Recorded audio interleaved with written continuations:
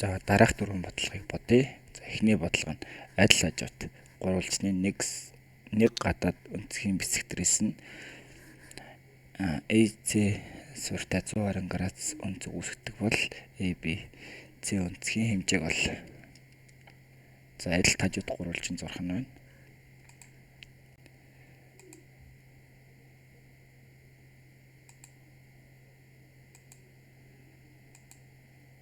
За хоёр талын тэнцэг үсэг. B өрөөтэй гурвалжин. За нэг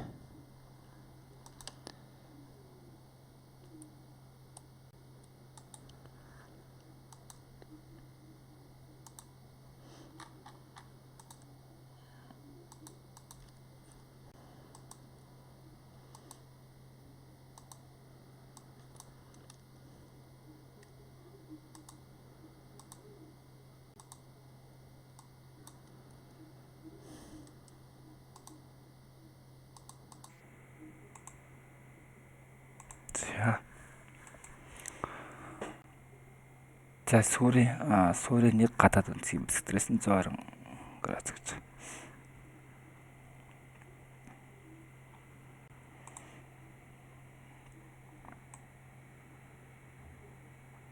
За ингэж тэгээд дахиад энэс өнцгийг хаваач. Бисгтрээс гэдэг нь өнцгийг таллаа байна.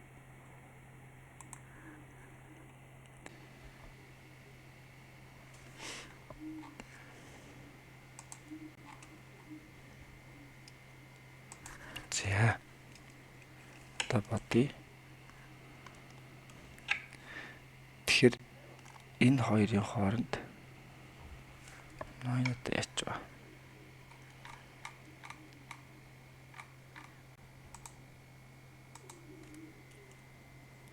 За харандаа маань. За ингээд энэ хоёрын хооронд болохоор 126 юм байна. Тэгвэл 180-аас хасах нь 126-ыг хасглаар. За 64 54 гарах нь байна. За тэгвэл энэ хоёрын хооронд 54 тэгвэл энэ хоёрын хооронд бас 54 гэсэн. Тэгэхээр 126-аас хасдаг нь 54-ийг хасчихлаар 2 72 бол. Энэ болохоор 72. Тэгэхээр энэ талын өнцөг бас адилхан байх хэвээр 72. За тэгвэл энийг олъё. Энэ хэдвэ? Тэгэхээр 72 дээр 72-ыг нэмээд 144 нэмдэг нь бидний мэддэггүй байгаа юм өнцөг альфа гэж. Альфа. Энэ 3-ыг нэмэхэд 3-ын дотоод өнцгийн хэлбэр 180 гарах хэрэгтэй. За тэгээ альфа тань 180-аас 144-ийг хасгаар 36 гарах нэ. 36. Тэгэхээр энэ өнцөг маань 36. За дараагийн бодлогыг бодъё.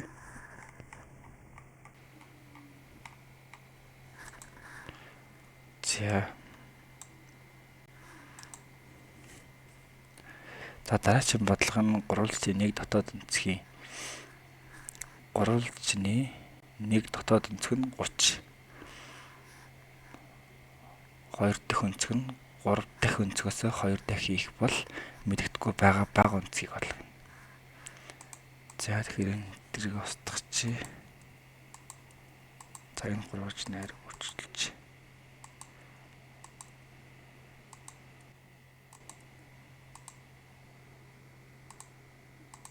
За.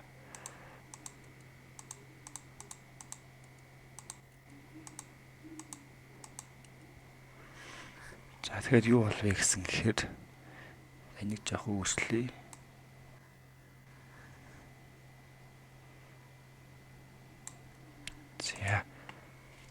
За нэг дотоод өнцөг нь 30.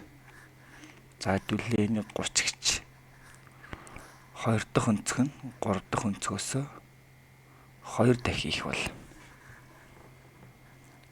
2 дахь өнцөг нь 3 дахь өнцгөөс 2 дахин их. За тэгвэл энэ өнцгийг би айлбаа гэх юм бол энэ өнцөг нь 3 дахь өнцгөөс 2 дахин их. Тэгвэл энэ нь 2 айлбаа болно гэсэн үг. За тэгээд энэ 3-ыг нэмэхэд манай 100-ыг гарах хэрэгтэй. Альфа дээр нэмэх нь 2 альфа, нэмэх нь 30, тэнцүү 180. Тэг 3 альфа энэ хоошоо хараа 150, 150-ыг 3 туаагаад 50. Энэ өнцөг нь 50 гэсэн. Тэгэхээр энэ өнцөг нь бол 100.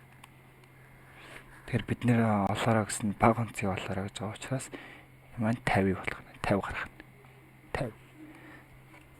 За дараагийн нусгалыг хий.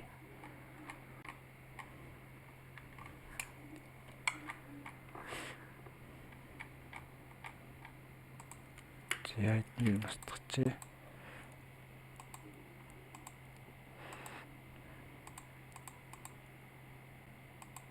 За 3 дахь бодлого нь 3-ны тэнцүү 2 дотоод өнцгийн хэлбэр нь 3 дахь өнцгөөс 10-аар их бол их өнцгийг болоорой. За 2 өнцгийн тэнцүү гэж.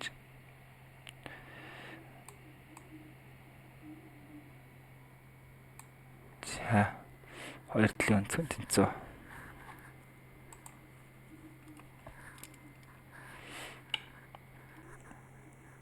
За сүүлийн 2 өнцгийн тэнцүүг үүсч. Энийг альфа, энийг бас альфа гэж адилхан. Тэгвэл энэ дээдлийг нь ветта гэж. Тэгэхээр энэ дээр юу гэхээр гурвалжны тэнцүү 2 дотоод өнцгийн хэлбэр нь альфа дээр энэ хоёрыг нэмэхэд юу гарах вэ гэхээр 3 дахь өнцгөөс 10 градусаар их. Тэгэхээр 3 дахь өнцөг дээр 10-ыг нэмээд өгөхөд энэ хэд маань тэнцүү болно гэсэн. Тэгэхээр энэ 2 альфа нь ветта дээр нэмдэг нь 10 та тэнцүү. За тэгвэл нөгөө талаараа 2 альфа нэмэх нь ветта гэдэг маань 180 та тэнцүү.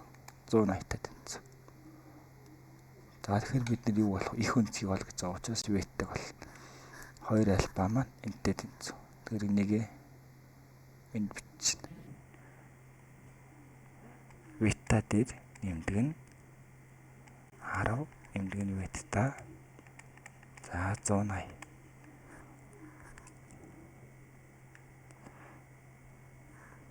За тэгэхээр 2 ветта 10 маань хоошоо гахаар хасгуулаад өгнө. 2 ветта тэнцүү 170. Тэгэхээр 170-ыг 2 тавахаар их өнцөг маань 85 гарах нэ. 85. Ветта өнцөг нь 85.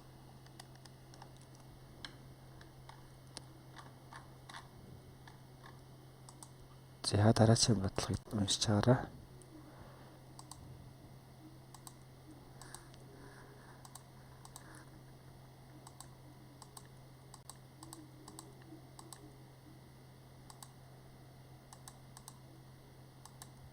За. Гурвалжны тэнцүү 2 дотоод өнцгийн хэлбэр нь 3 дахь өнцгөөс 1.5 дахин их. Их бол их өнцгийн хэмжээг бол. За саяны болгоход өстой бодогдох юм байна. Дотоод өнцөг гурвалжны тэнцүү 2 дотоод өнцгийн хэлбэр. За энэ 2 дэд тэнцүү гэж. За дээдлийг нь 3 дахь өнцөг. За тэгэхээр энэ 2 өнцгийн маань хэлбэр нь альфа дээр нэмэх нь альфа гэдэг нь 3 дахь өнцгөөс 1.5-аар их. Тэгвэл 3 дахь өнцгийг 1.5 дүүржүүлэх юм бол энэ хоёрын нийлбэртэй тэнцүү байх нь. Тэгэхээр энэ маань 2 альфа тэнцүү 1.5. За тэгвэл 3-ын дотоод өнцгийн нийлбэр нь 180 гарах ёстой. Тэгэхээр 2 альфа дээр нэмдэг нь ветта гэдэг нь 180. За тэгэхэд 2 альфагийн хооронд энийг бичихээр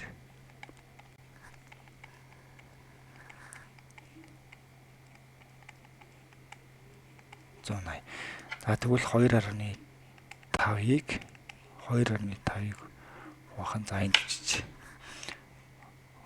За.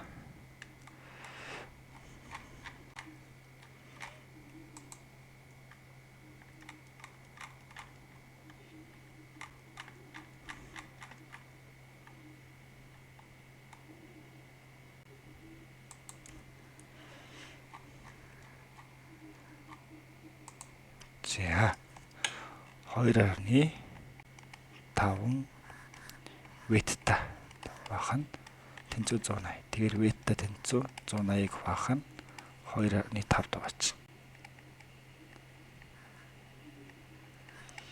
За тэгэхээр хуваах нь 25 гэсэн үг.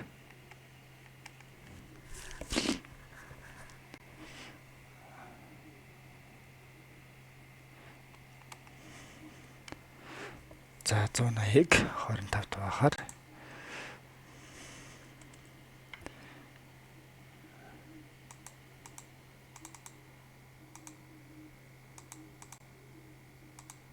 за 72. Өнцөг нь 72. Их өнцөг нь 72 байна. За илүү их бичлэг үзгээр бол лайк, subscribe дараарай.